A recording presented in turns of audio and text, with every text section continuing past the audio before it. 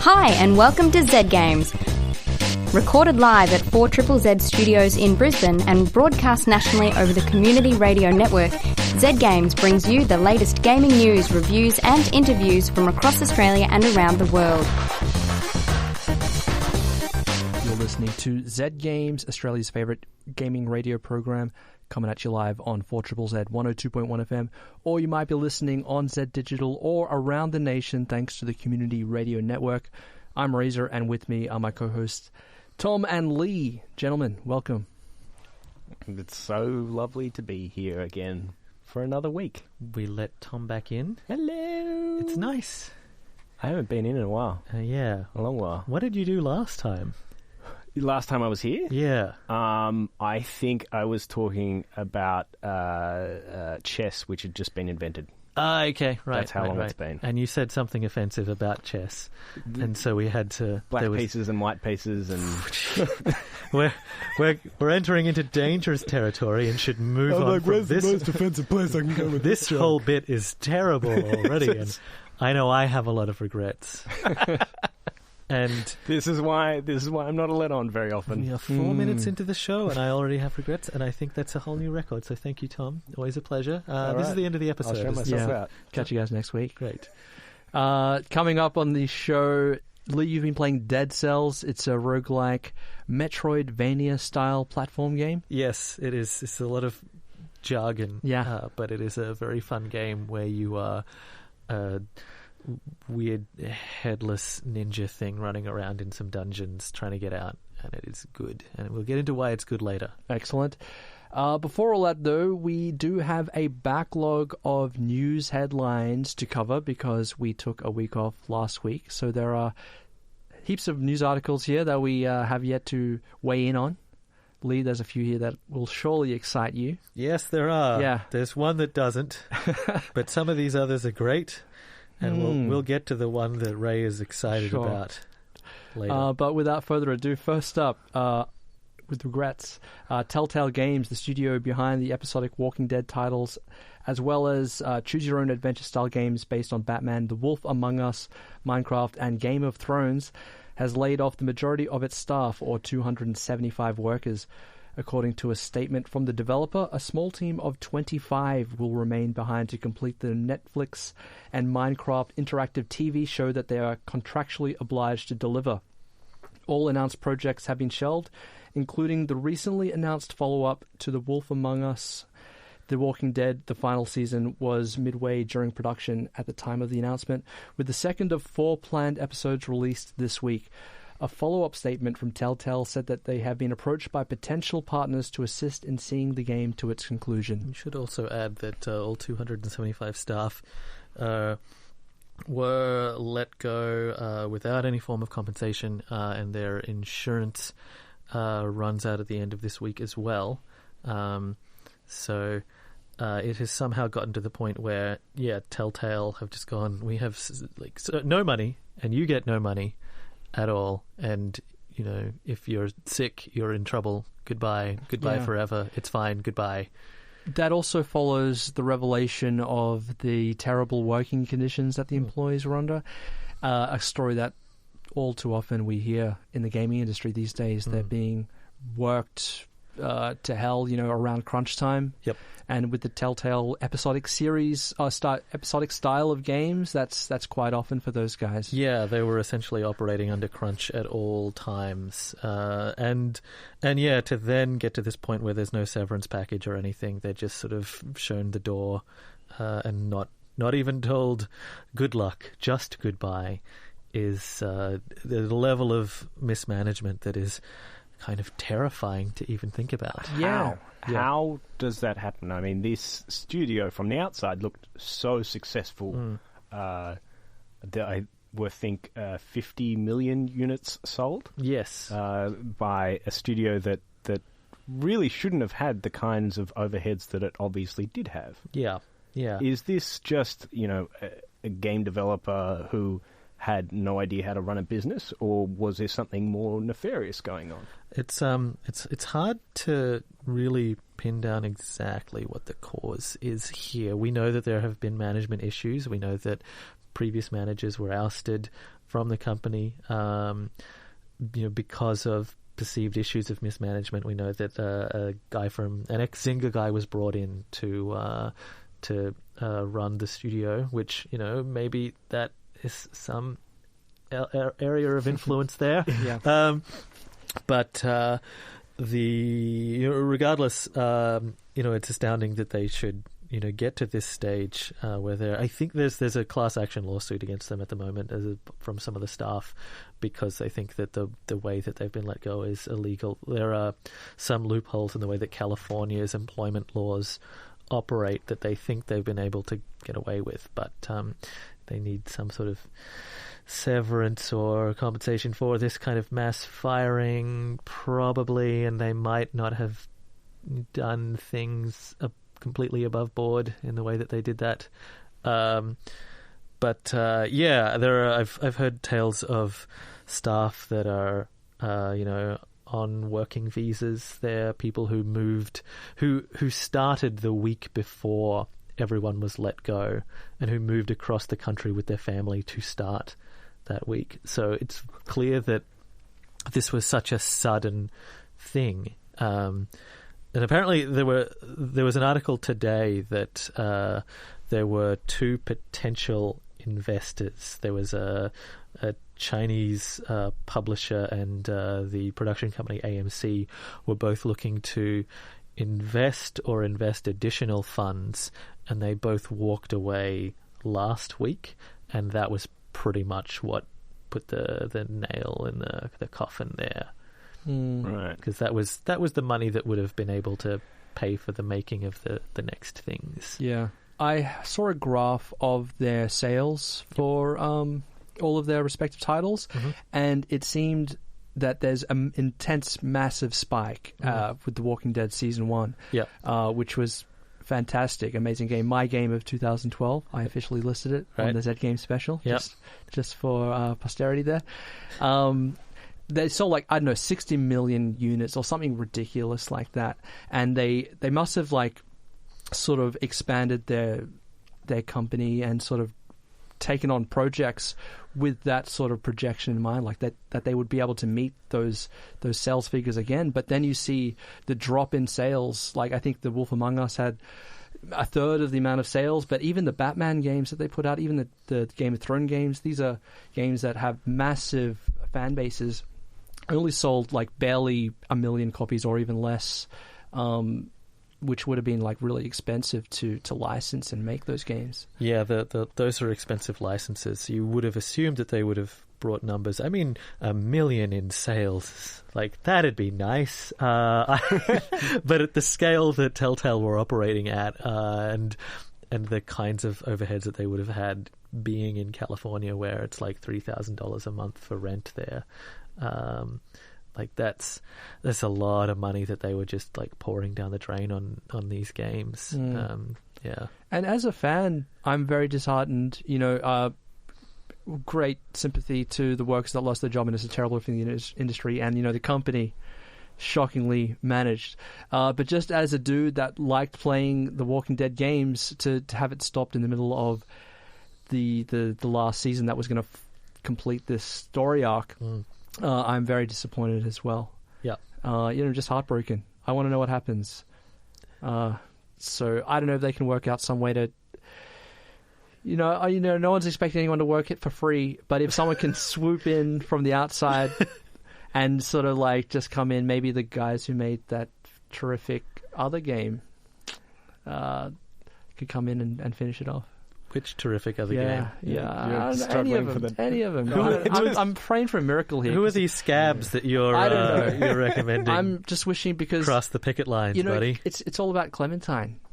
No. Yeah, I just want to know what happens to her. I think for me, I want to know what happens to the 275 staff who are suddenly out the door. And I think that's probably the official position of Zed Games. Okay. More so than what happens to Clementine. Well, yes. Yes, but that's obviously the more serious, more impactful aspect of this story. But the other is that this company won't be making their games anymore. Yeah, and that's there are a lot of fans who will be disappointed and disheartened. Yes. You know, as much as they are feeling. They have their sympathies with these poor developers who. I think those fans put out actually the job. probably they should probably not be harassing the poor staff on the internet who are lamenting the losses of their jobs. I think that's a pretty good idea generally. Yeah. Just don't harass people on the internet. Yeah. Yeah. Yeah.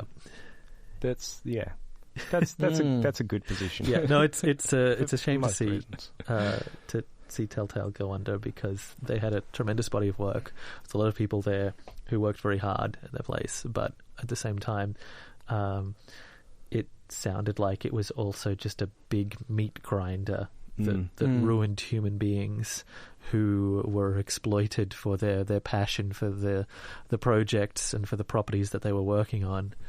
And the real tragedy is that the people who made the decisions that led to this will probably walk away rich still and able to do this again somewhere else.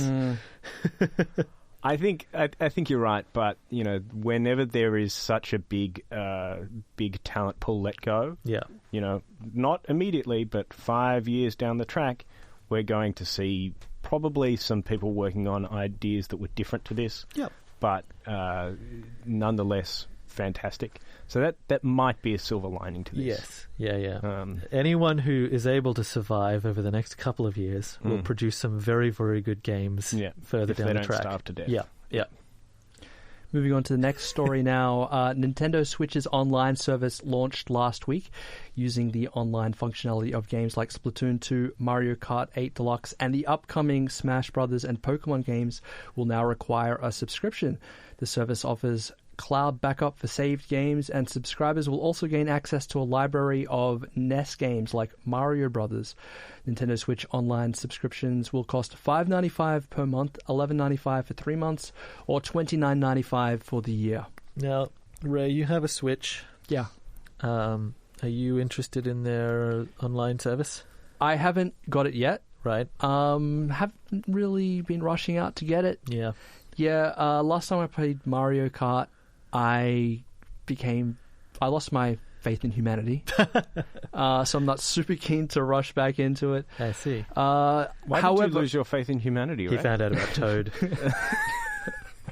Moving on. I was hoping to fire up Splatoon 2 for a quick go, but looks like I'll have to pay extra if I want to do that, Yeah. unfortunately. Yeah.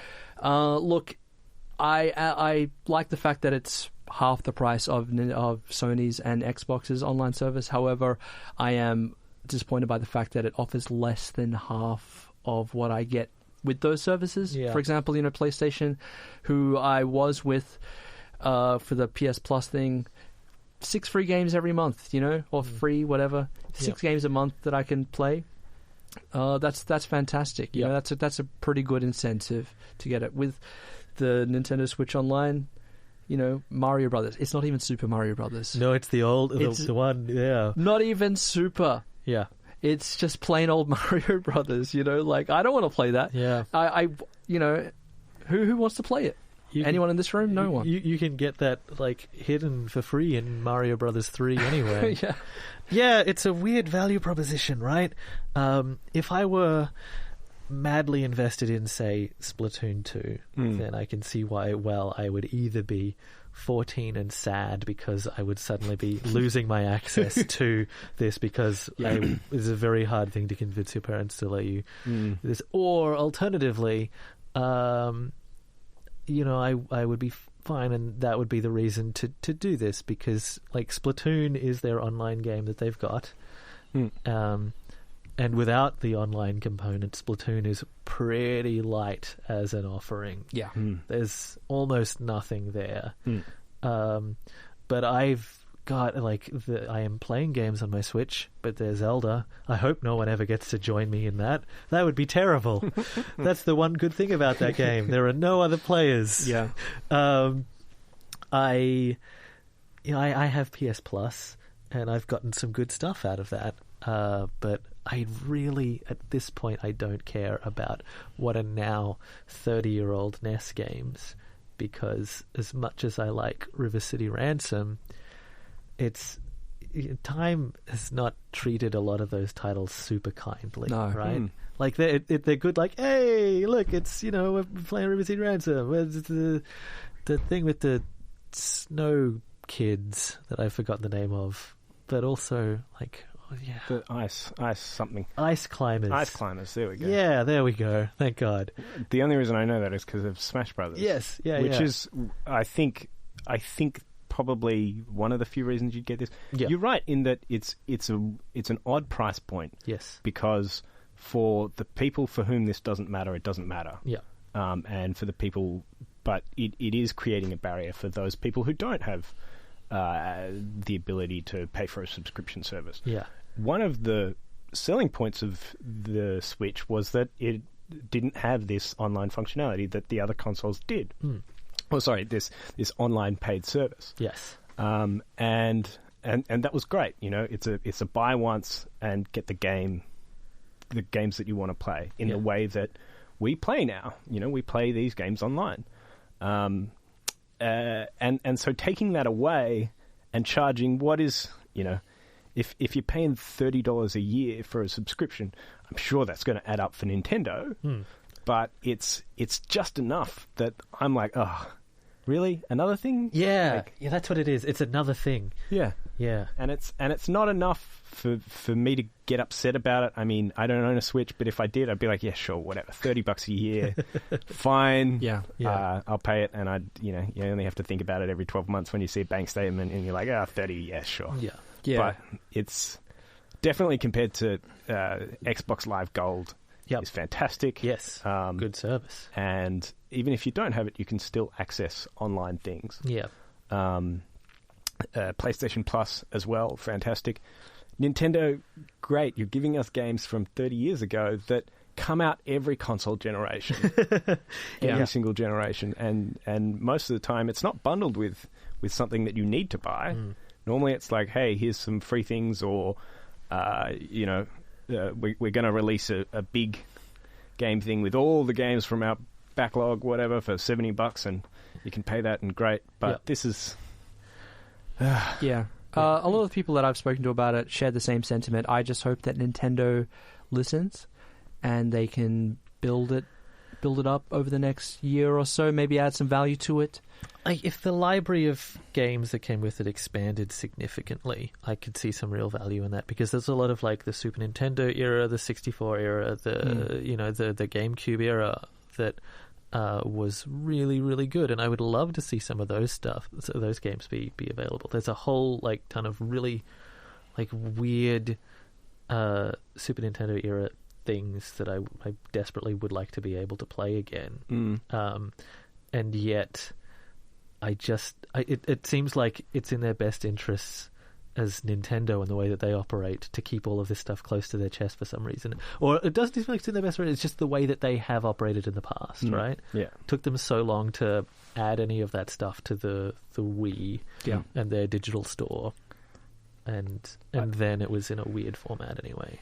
I think, and I think the other thing is that this is really not essential to owning a Switch. Yeah. I mean, the games that you play online, Splatoon, you mentioned is multiplayer only, pretty much. Yeah.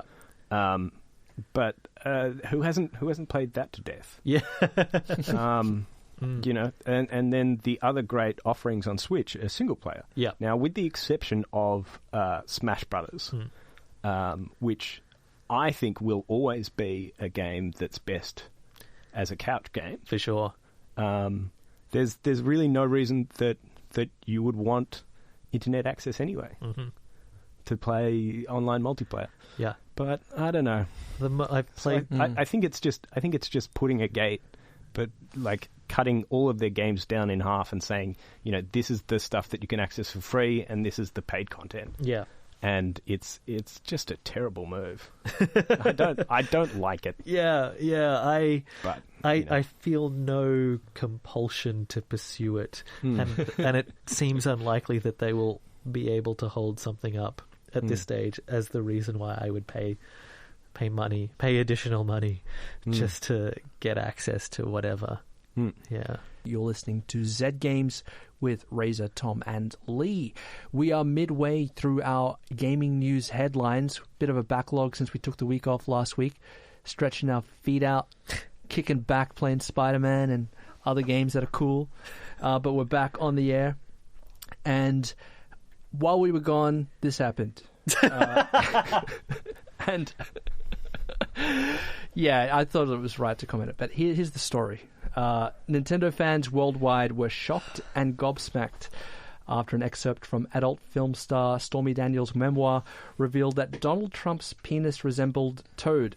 The quote published in The Guardian last week is too offensive for broadcast, but she used the comparison in a disparaging fashion. Mario Kart trended worldwide as thousands of disgusted and amused commenters expressed their feelings about the disturbing revelation. It's the second time this year the adorable mushroom-headed man has been thrust into the spotlight after Nintendo revealed that the mushroom was part of his head and not a hat. Well, that all makes sense now, doesn't it? She specifically said that it was Toad from Super Mario Kart, right? Yes. So we know the specific version of Mario Kart that That has the resemblance. Yes, yes. Was it Double Dash? No, Super Mario Kart. So Oh. from the SNES era. I see. Yes. Okay, that's a bit blocky though, isn't it? A bit Well, pixelated? Yes. You know, it's a censorship filter, surely. Yeah. Why exactly are we commenting on this? Ray It's- likes if to I can- torment us. It's is that it? gaming related. It's the biggest gaming related news like in the last month. Is it?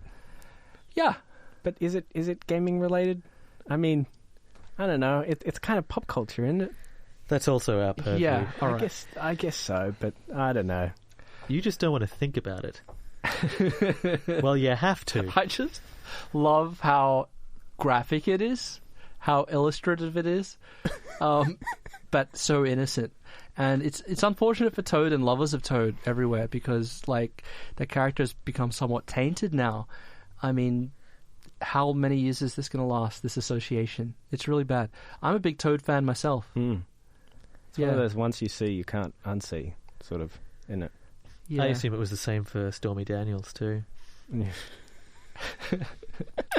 Toad is a pleasant, smiley fellow, and it's a real shame that his whole persona has been besmirched like this permanently.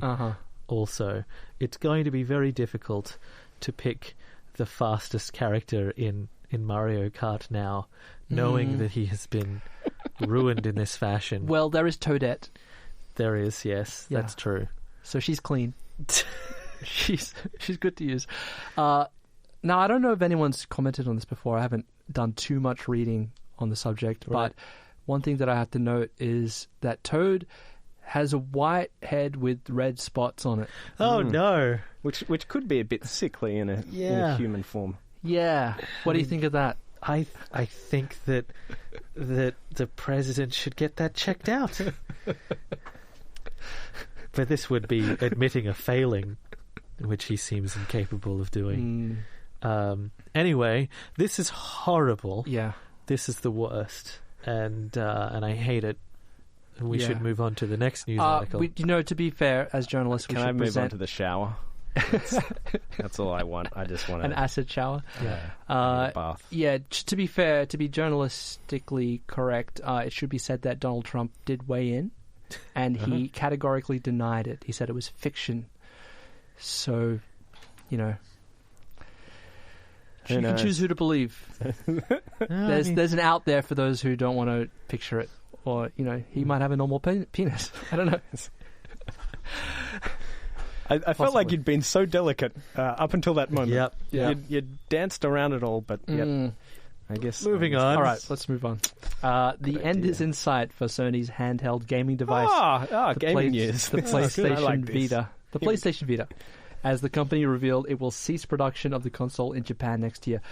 Additionally, Sony Interactive Entertainment executive Hiroyuki Oda said in an interview with Famitsu magazine that there are no plans for a successor. The PS Vita launched in 2011 and sold an estimated 10.5 million units worldwide. Why would they need a successor when it has been so successful a console? You know, everyone has one. We all play the vast catalogue of games that it has in its library. Yeah.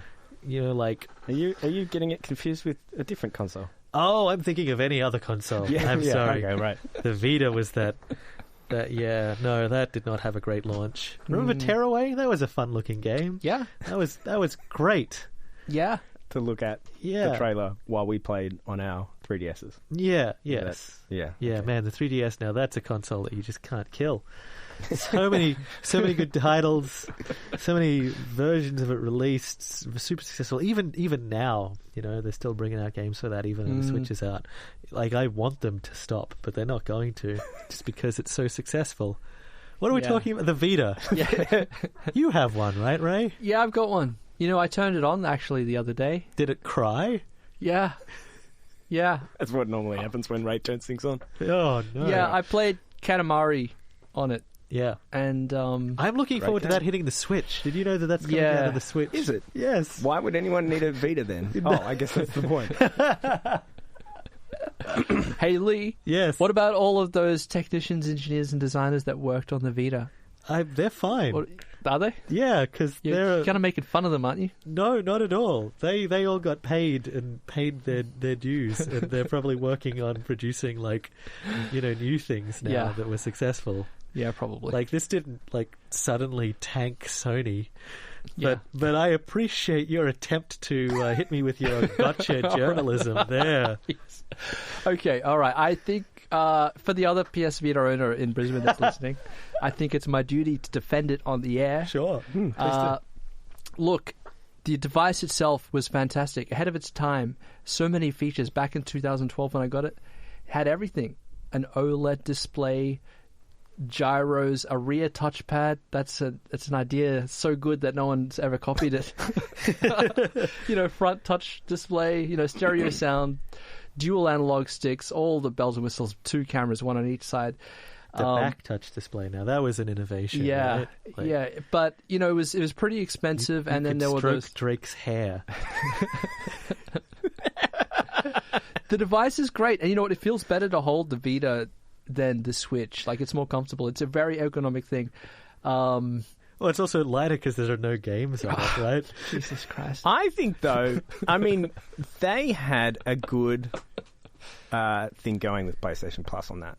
Yes. I think, if anything, Nintendo could and should learn from Sony, but I think Sony had a much better backlog to draw from. Yeah. Did you ever take advantage of the playing the PlayStation 4 games on your Vita? Yeah. Is that seemed like a cool idea. That was really cool. Yeah. Ray, when I first met Ray, yes, Ray had a PlayStation in his room. Yep. But sometimes wouldn't want to get out of bed, so he'd play the game on his Vita. This says so much about you, Ray. I'm sorry, I guess that probably wasn't public knowledge, but yeah. I thought it was so amusing. It's very secret. Very confidential, potentially career-ruining information. Thank you, Tom, for making that public.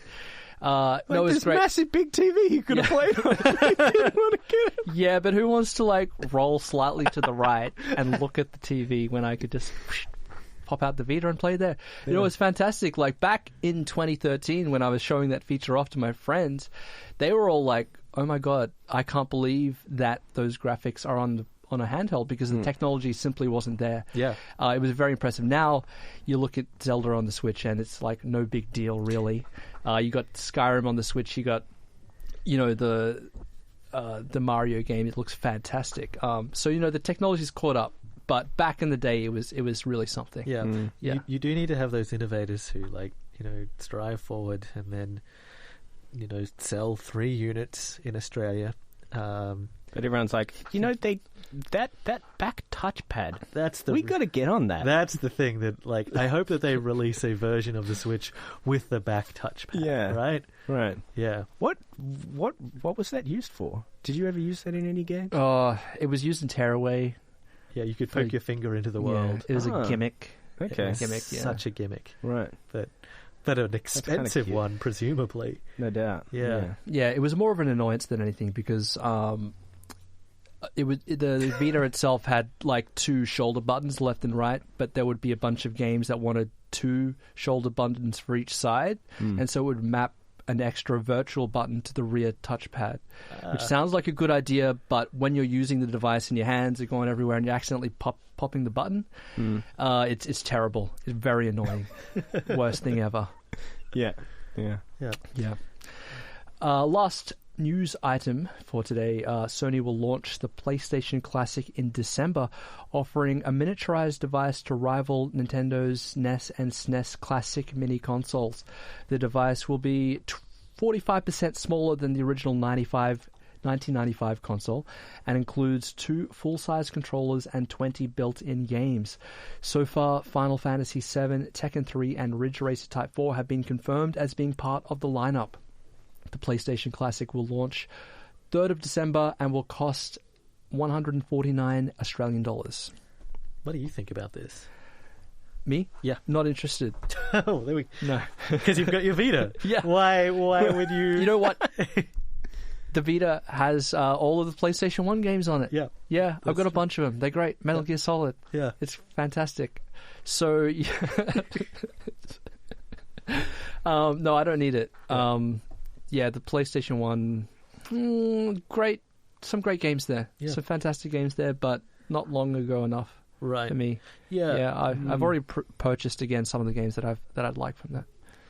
There was an era where the demographic of gamer exploded with the PlayStation 1. There are going to be a lot of people who have, a great deal of nostalgia for that. People slightly younger than us, I think. Slightly longer than you guys. Well, maybe that's my true. age. You, yes, Yeah. that's right. I have a lot of fond memories of the PlayStation 1, and it was a beast. Like it was a massive thing. I'm glad to hear it's going to be about half the size, which will make it about the size of a current gen console. I think. I hope that you don't have to flip this thing upside down to get it to function after a year and a half. And right? I definitely hope it doesn't have any save cards. Your memory cards. Because memory cards, those were the single worst invention. I hope that Final Fantasy VII, requires one, and it doesn't ship with it. And it won't tell you until Where it's you can get it. You're about to go to the second disc. Please insert a memory card. Oh my god. I remember so many people have this shared experience where you bring Final Fantasy VII home, realize the scope of the game, and you try and keep the console turned on for as long as possible while you send someone else to get the memory card or just save up for a memory card and keep playing the game while not turning it on, turning it off, and then telling your parents, hey, don't touch the PlayStation. I've got a thing going on over there. Yeah. And you were so worried that somebody was going to bump into it or something that you'd disconnect it every time and take it with you or something, and then you'd realize that you'd accidentally disconnected the power cord. And 60 hours of your life had to be replayed. That was replayability back in the day. That's right. Yes, that's enforced. They don't make games like that anymore. Yeah. I also remember bypassing the region locking thing. I read a magazine, a real magazine with paper and everything, and it said this is how you play imported games on your PlayStation, and you had to get a biro and pull out the little ink thing. And you had to use that in conjunction with super fast swapping speed, like a DJ or something, like Grandmaster Flash or Mike the DJ or whatever, Mixmaster Mike. And you had to at the certain point in the opening logo screen thing, when the PlayStation fires up, at the certain point in the chime, you'd have to open up the thing, stick the biro in, and then switch out the discs. And then there was a particular point where the PlayStation read the localization info, where is this disc from, and you could bypass it with this very, very complicated maneuver.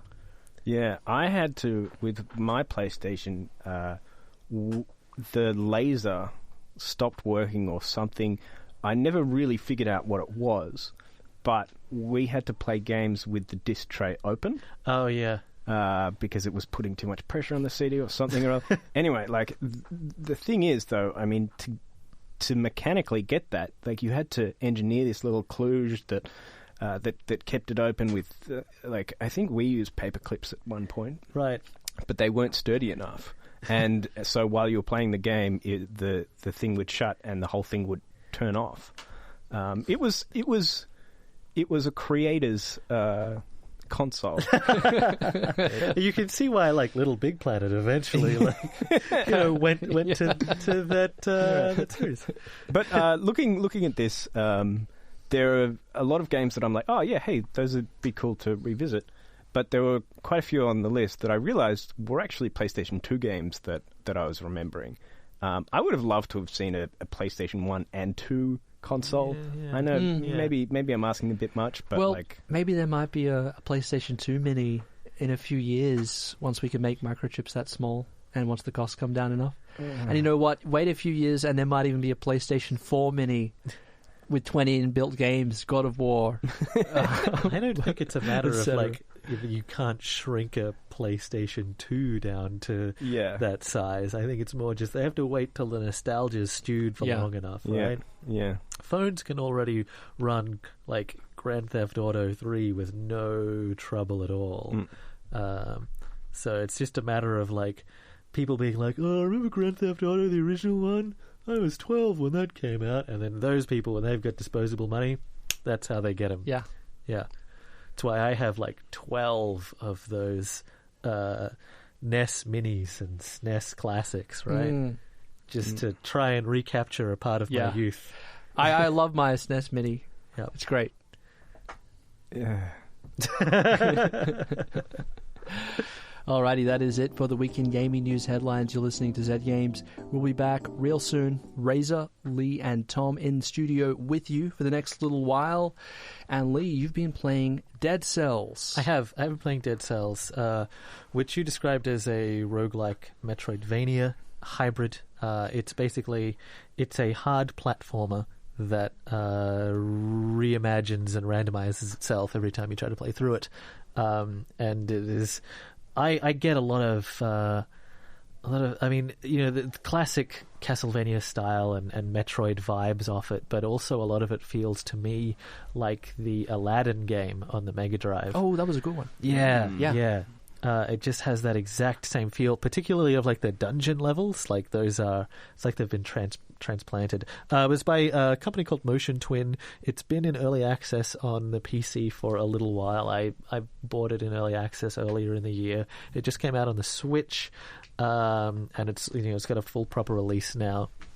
I should just check whether it's on the other consoles. I know it's definitely on the Switch. And, oh yes, it did come to the PlayStation and Xbox as well, which is rad. And it's really great. It's a very simple concept. You are a mass of goopy cells that have found a corpse in a prison, taken over this body, and then you have to escape. And you're this like weird glob-headed ninja who has a bunch of basic starter weapons that you acquire at the start of a run, and every time that you start playing, you are in the bottom levels of a prison, and then you are escaping through the sewers, and then onto the ramparts, and into the weird fishing village, and you will go through the same series of levels, but they will the way that they are constructed will be randomized out of parts each time. There'll be the same kinds of enemies in each one, but you will find different equipment over the course of a run, and you will also gain resources, which are cells from creatures that you kill, and gold, and you use these to purchase upgrades. And the clever thing that they have done is that they've tied a sort of Dark Souls-like resource in the cells, I should say. Cells, there. So you acquire these over the course of a run. You will cash them in at the end of each level to purchase upgrades for future playthroughs, right? So you start off with just a basic shield, a basic bow, and a basic sword, and then you will find new equipment or recipes for new equipment, which you then pour these cells into so that you can have access to those in future runs, or you can eventually you will unlock the ability to randomly have a different weapon rather than just having them be propagated throughout the future levels. So you start off with a very limited amount of tools, but with a really solid, chunky, like combat heavy platformer that, you know, over the course of an hour or two of replaying abilities and dying horribly and losing all of your assets and going back again, you will end up with, you know, access to a laser whip, or the ability to kick guys into doors and have their bodies explode, or have freeze bombs or massive hammers or things of that nature. You have quite a wide arsenal. And then even within that, there you will acquire variations. So the starter sword is lame, but you could get very, very lucky and like suddenly acquire, you know, a very, very cool like flaming laser hammer thing just accidentally over the course of a run, which will then, you know, give you this amazing amount of progression before you die from your own foolish mistakes again. It is very, very good at being both frustrating in a way where you feel like you died because it's your fault, but then also just randomly giving you a fun new tool that is way more powerful than you could probably handle just when you feel like you desperately need a little bit more progress. I hit a wall for a while in my early sessions, and then suddenly just like managed to fluke it, find a treasure chest with a cool sword in it, and then I was annihilating everything, and I was defeating bosses, and I like pushed way into the game, and then I died because of a fisherman with a giant cannon. I think creature designs are spectacular, and everything is has a really well communicated move set. The point where you should, when you see something, you're like, I know exactly how this creature moves, I know how to fight it, and it will still kill you. And once again, you're like, this is my fault. I have to get much better at this game. It's very video gamey, and it's very heavily inspired by these classic platformer games from the 16-bit era, but it is also very modern in the way that it wants you to replay things and think about your experience and pace yourself as well. It is a good time. There's a lot of these sort of games that are coming out now. Yes. Guacamelee Yep. is another one, but instead of weapon-based combat, it's got like Street Fighter moves and stuff like that. Wrestler moves, Guacamelee. Yeah. Yes. Why do you think that is? Is it because the people that grew up playing games like Metroid and Castlevania are of age to create games, or what's this sudden rush of nostalgia for this style of game now? I think that for indie game devs, it's a style that allows you to do something sort of on the cheap while still stretching yourself as a designer in ways that are also kind of obvious, right? So these are games about building an environment that you can travel back and forth across, and over the course of play, you will gain the tools you need, you know, to deal with the very specific set of locked doors that you encounter. Right now, that lock could be that, you know, something is on a platform that you can't jump to, you know, when you only have your level 1 version of jump or whatever. But it's all about being able to gate content, but let people know that it's there for later on, so that when they then acquire this new tool to get immediate progress, they can then go, oh, I can now go back and do this cool thing. So it's a, you know, there's obviously a nostalgia thing, but also it is a style of game that designers can make so that they feel smart as designers in the way that they construct them, right? Yeah. So it's a little bit of I don't want to say masturbation on the radio. Well, you've already said so many things tonight that this feels tame in comparison. It's like game design masturbation. No, I don't think that at all. I think it's more just that you feel like you are a game designer when you are designing these games more so than you would like. I think what you're saying is if you're spending a lot of time on 3D art assets and stuff, yeah, then you're not spending that time thinking, how can we make this game fun or interesting, or let's put something cool here. Yeah, Yeah. Whereas if you're working on a two-dimensional sort of thing where you've got these scenarios and areas that can be reused and repurposed, and it allows for a lot more evolution laterally rather than... Yeah. Like, they're very, very video gamey. You know, they're all concerned with finding this key for this door and, you know, this tool to defeat this boss and, you know, finding this secret here that will allow you to do that. Like, these are all very... Which works in the right environment. Yeah, and this is an incredibly successful one and something I can easily recommend to people who have any kind of nostalgia for that kind of gameplay. It is a very, very good 2D platformer. You will have a lot of fun. You will hit your head on the wall a lot early on and throughout your entire time with the game, but you will get a constant sense of progression. It's really, really good at making you feel like you are getting better at it, and also it's giving you more tools. Yeah, it sounds a bit like Rogue Legacy in that way, which was a game where you're constantly dying and being reset, but because of this fantastic meta game where you were, you know, with each run you were upgrading your abilities, you were, even though you were reset constantly, you were still progressing. Yes. Yeah, exactly. Yeah. No, it's good. It's a darn good video game. We've been talking about Dead Cells, which is available now for the PlayStation 4, Xbox One, and the PC, as well as the Switch, which you reviewed it on, Lee? I reviewed the PC version. Okay, yes. Cool. Yeah. That's it for this edition of Z Games. Z Games is brought to you with the assistance of the Community Broadcasting Foundation. We'll catch you guys next week.